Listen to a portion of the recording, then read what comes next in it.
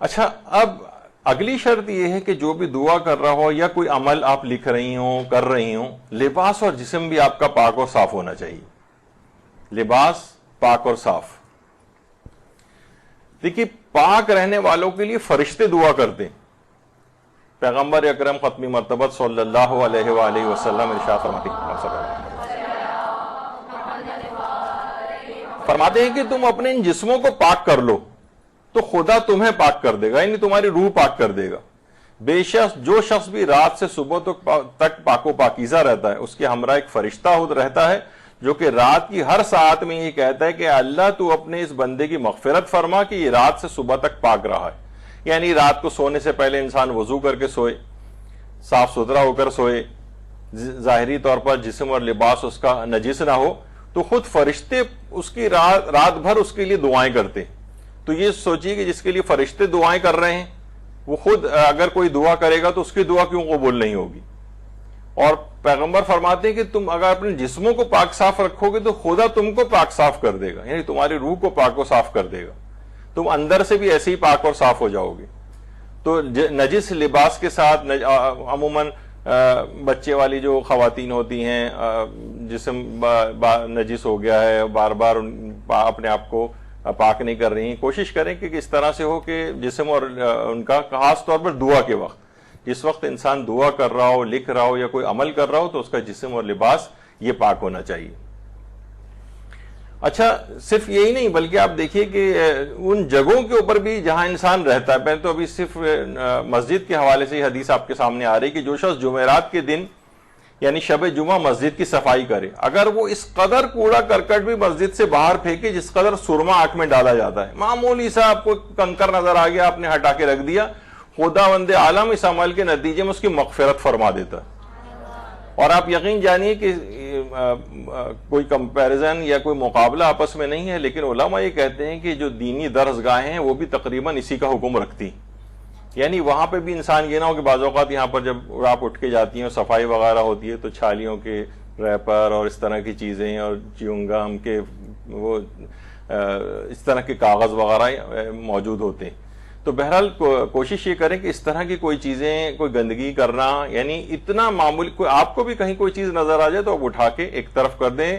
یہ صرف یہ نہیں کہ صرف مسجد ہی کے اندر ایسا حکم ہے، انشاءاللہ دینی درسگاہ جہاں انسان علوم محمد و آل محمد علیہ السلام کو حاصل کرنے کے لیے آتا ہے،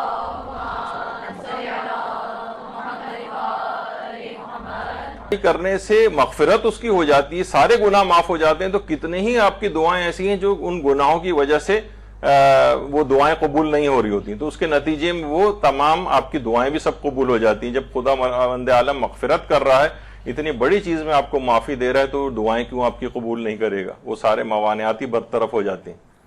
تو یہ بڑی اہم چیز. پھر علماء آگے فرماتے ہیں کہ جس وقت اگر آپ دعا کر رہے ہوں یا کوئی عمل کر رہے ہوں، اگر آپ نے خوشبو لگائی ہوئی ہے تو بہت اچھا. خوشبو لگانا، خوشبو کے لیے پیغمبر فرماتے ہیں دل کو طاقتور بناتی ہے. امام علی رضا علیہ السلام فرماتے ہیں کہ انبیاء کے اخلاق میں سے ہے. درود بھیجیے محمد علیہ.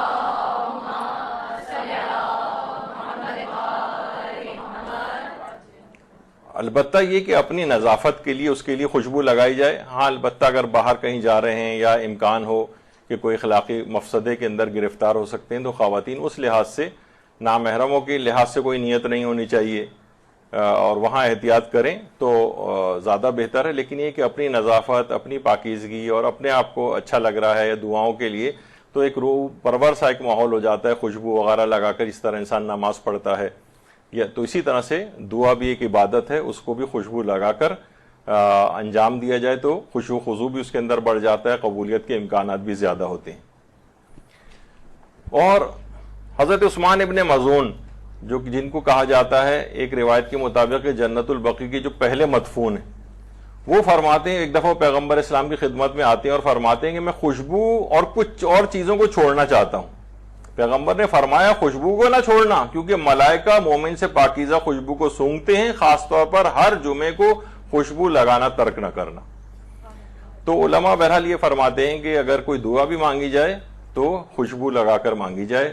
اس کے بھی شاید اس کی ایک وجہ یہ بھی ہو کہ اس میں ذرا پھر خوشبو آ جاتا ہے. جیسا جس طرح سے آپ بغیر خوشبو لگائے اگر نماز پڑھیں، نماز سے پہلے انسان خوشبو لگائے، اہتمام کرے، تیاری کرے، اس کی نگاہ میں ایک اہمیت بھی ہوتی ہے نماز کی.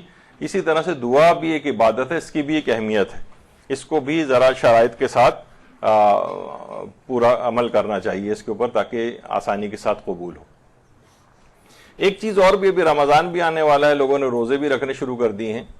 تو حالت روزہ میں پھول سونگھنا یا عطر و پرفیوم کی خوشبو سونگھنا جائز ہے، مکروہ نہیں ہے. البتہ فقط خوشبودار گھاس اور خوشبودار جڑی بوٹیاں سونگھنا مکروہ ہے. اکثر لوگ کہتے ہیں کہ حالت روزہ میں خوشبو نہیں سونگھ سکتے، یا تیز خوشبو نہیں سونگھ سکتے، یا پھول نہیں سونگھ سکتے. نہیں، یہ حکم فقط اور فقط آپ توضیح المسائل کے اندر بھی جا کر دیکھیں، یہ صرف خوشبودار گھاس اور خوشبودار جڑی بوٹیوں کا حکم ہے. لیکن یہ عام پرفیوم کا حکم نہیں ہے، عطر وغیرہ کا حکم نہیں ہے، اور یا پھول سونگھنے کا یہ بھی مکروہ نہیں. یہ صرف اور صرف خوشبودار گھاس جو روایت کے اندر ذکر ہوئی ہے، یا خوشبودار جڑی بوٹیاں وغیرہ، اس میں حالت روزہ میں یہ کراہیت ہے. لیکن عمومی طور پر یہ کراہیت نہیں. تو ایک دماغ میں ایک ظاہر ایک رہے کہ انسان جس وقت دعا کر رہا ہوتا ہے، اگر وہ حالت روزہ سے ہے تو سوچے کہ میں خوشبو اگر لگاؤں گا.